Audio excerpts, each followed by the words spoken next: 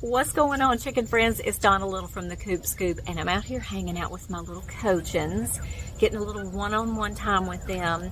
But I made a video last week, first video I've made in an entire month, because I was gone. Hopefully you missed me. But I was gone from YouTube for a month, I think to the day. And I was just getting some things done around here. I had a lot of big projects and things I had to do.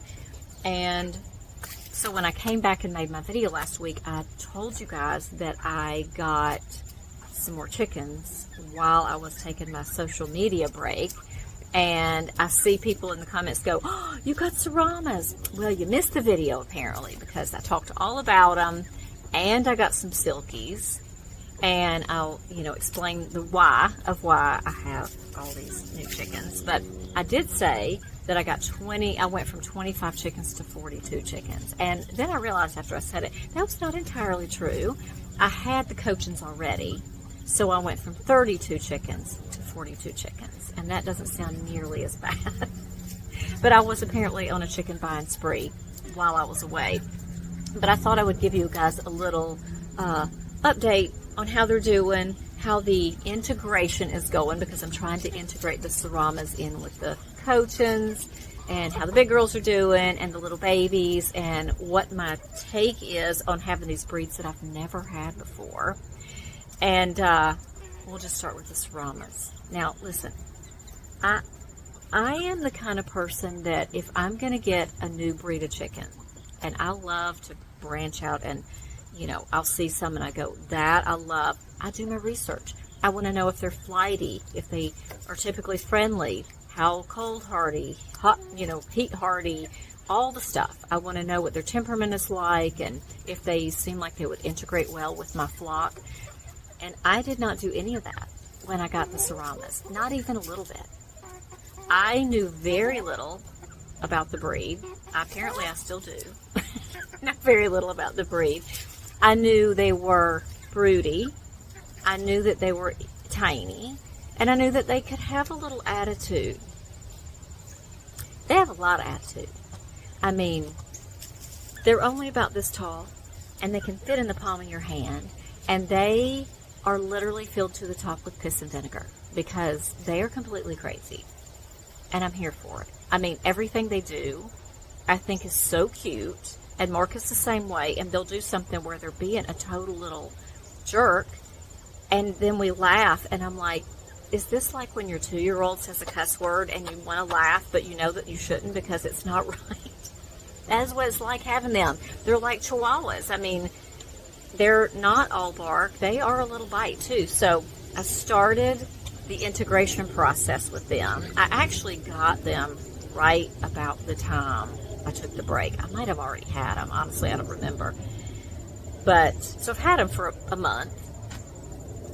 A little over a month. And I have gone about it a little faster than I normally would, because I wanted them to be integrated with these guys and all in the same coop at night before it got cold. Because the coop that they're in right now is not, I don't feel like it's as warm. It's not insulated, and that is also something I did know, is that they weren't as cold hardy. I didn't know they were not as cold hardy as they aren't. Does that make sense?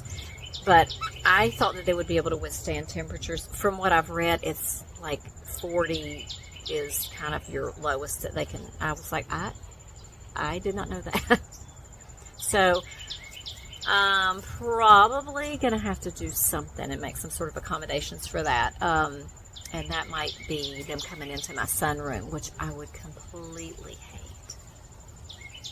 I would not hate that. I would love to have them come in the house, because literally, they're so cute. I just want to gather them all up and just sit them on a blanket with me while we watch TV.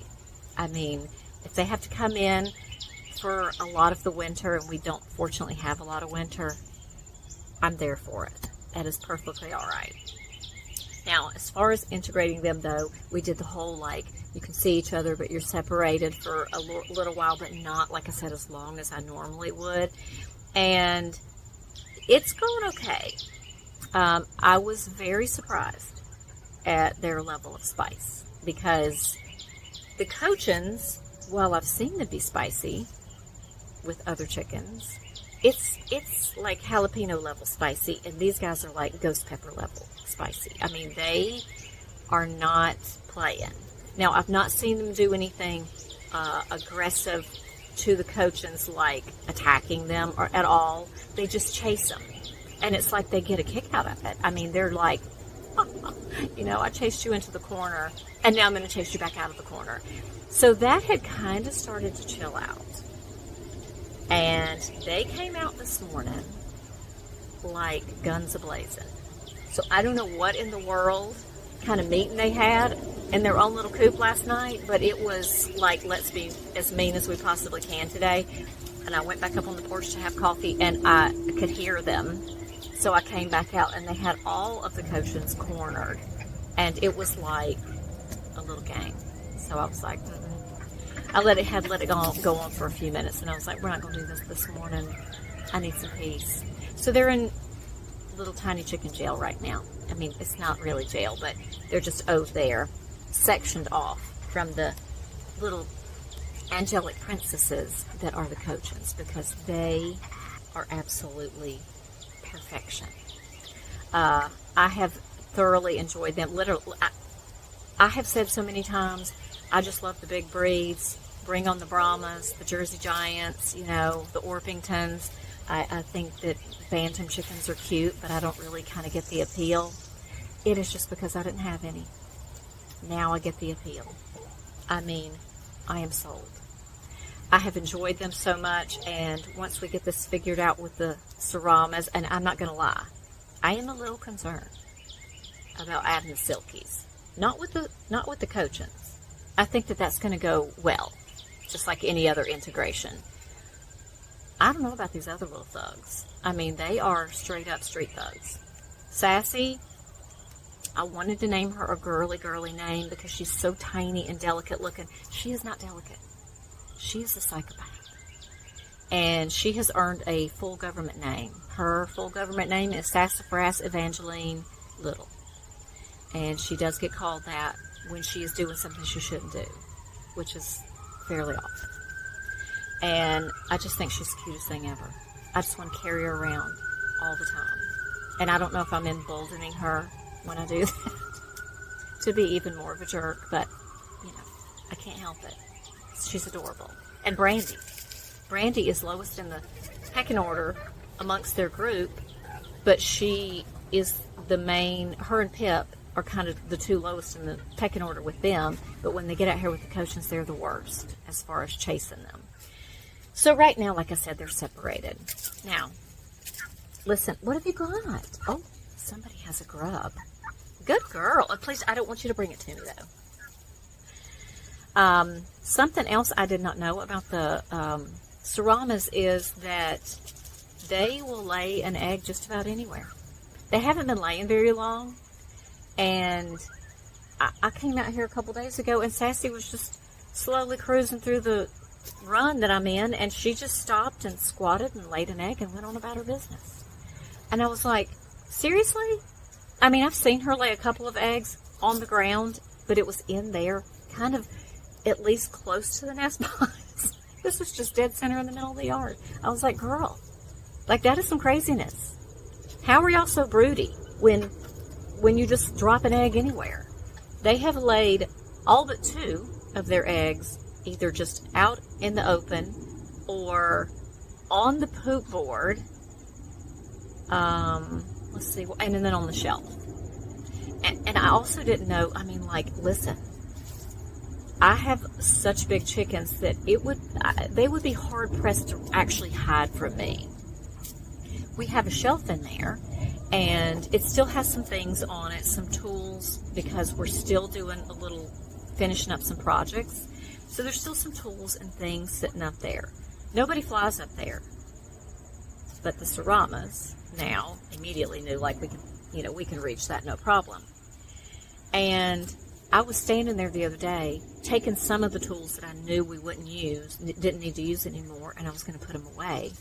And Sassy, hopped up onto that shelf and went under an old feed bag and just laid down. Had I not seen, she stayed there for a couple hours. Had I not seen her do it, I would have been freaking out. She didn't make a sound. This does not happen with big chickens. I have never had this problem. Like I said, they've been laying eggs for about 5 minutes, and 2 of them, Brandy and Pixel, are currently broody. I'm like, enjoy your youth, girls. You do not want to be mothers yet. You are, what, maybe 15, 16, 17 years old? Stop it. In human age, just no. And how do you think you're going to raise children on a roost ball? No, you can't do it. I am, however, when spring rolls around, every time somebody goes broody, I'm going to give them quail eggs, because we ain't having chicken babies. But if they will do that from point A to Z, that would be amazing. I've let one of my chickens hatch,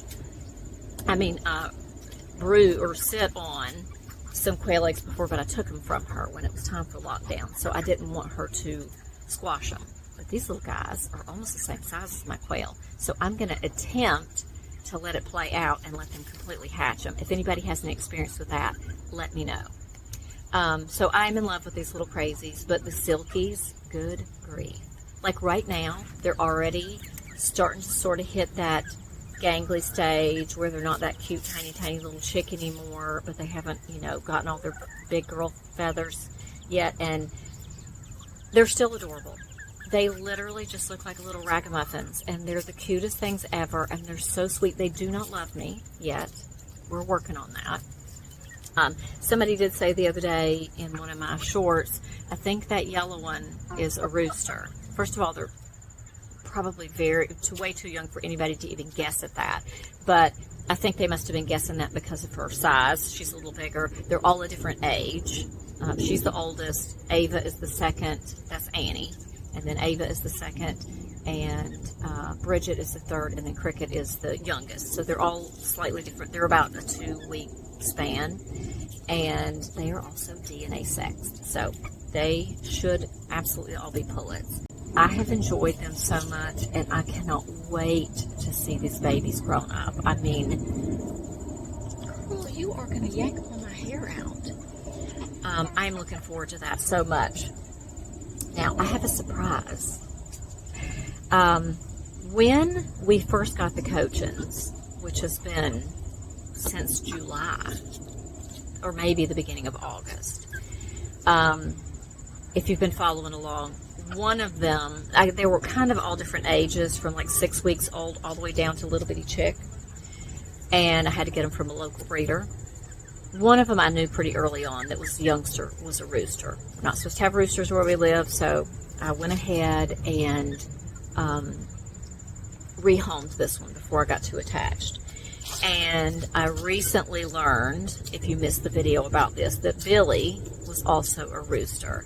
And I considered keeping Billy, but then just trying anyway, and I just decided, no, maybe not the best idea.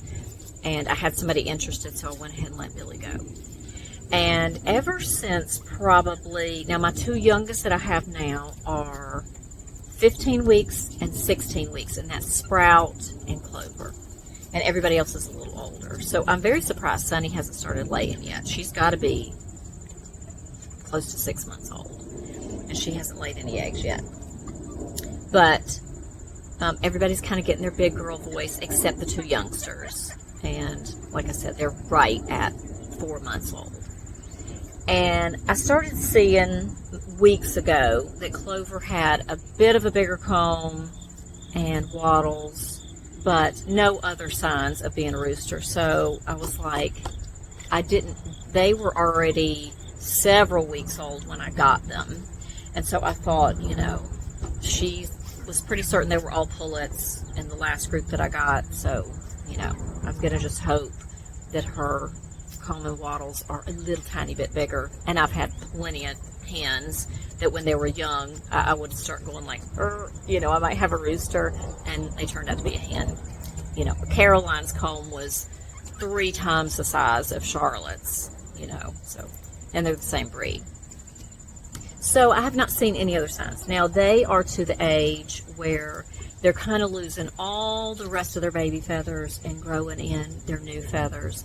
And a couple of days ago, I had Clover sitting on my lap, and I'm not gonna lie, I mean, it's hard not to have favorites. And my big girls, I'd have to say, I probably have 5 that are favorites, but Charlotte is ranking right up there at the top.